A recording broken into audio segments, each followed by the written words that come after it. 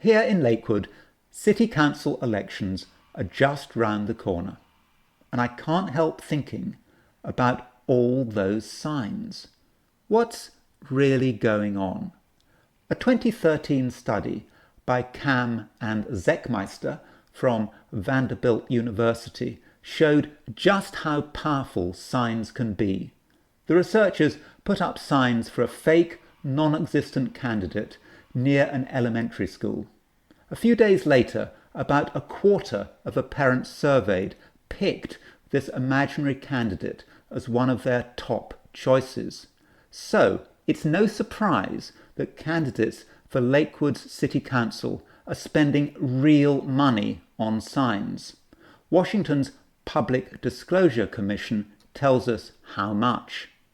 Ellen Talbot, running for Council Position 1, spent $919.34 on 100 signs with stakes, about $9.19 per sign.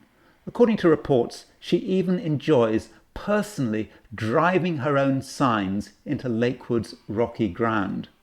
Her opponent, Mark Hare, bought 140-yard signs for $1,045.95 plus stakes and screws from Home Depot for another $491.12.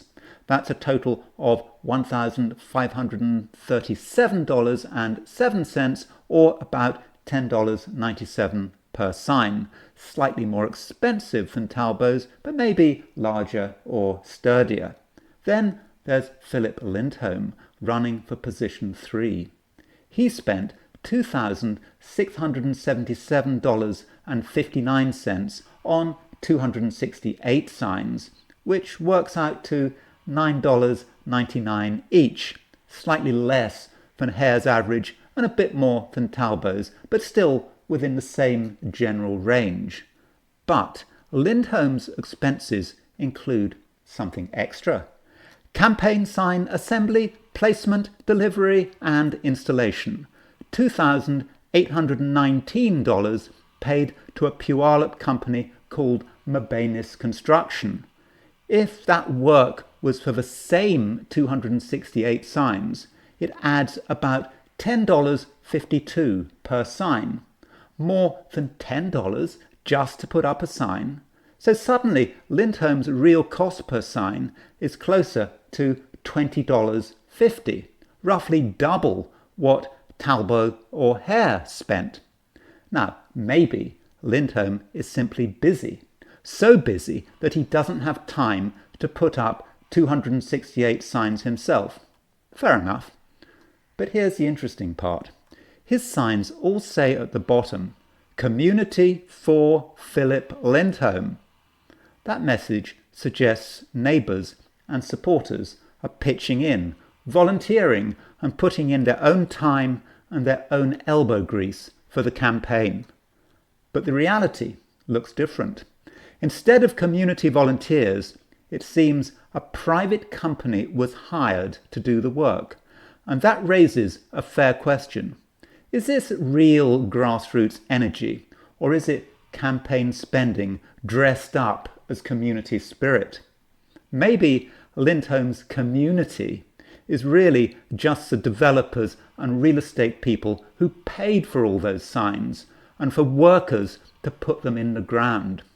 Lindholm, as we know, likes to ask questions, but isn't so interested in providing answers. For example, at a small private meeting with voters in someone's home, he spent the whole time asking questions and didn't answer a single one himself. So even when he engages directly, we don't get a clear sense of who he is or what he stands for. At the Lake City candidate meet and greet, Lindholm at first tried to get out of saying anything at all by offering his allotted time to Mark Hare. The host had to insist that Lindholm go to the front of the room and say something. And here's where it all ties back to that 2013 study. Even if Lindholm has never read Cam and Zekmeister's work, he clearly understands the principle. Name recognition wins votes. If his signs are everywhere, if you see Philip Lindholm on every street corner, many people will mindlessly check his name on the ballot without knowing the first thing about him. That may be the entire strategy. Flood Lakewood with signs, create the illusion of broad community support, and count on psychology to do the rest. So the next time you see one of those signs, remember, people were paid to put them there. And ask yourself, is this about real community or just about one man's name being everywhere for long enough to fool voters into supporting him?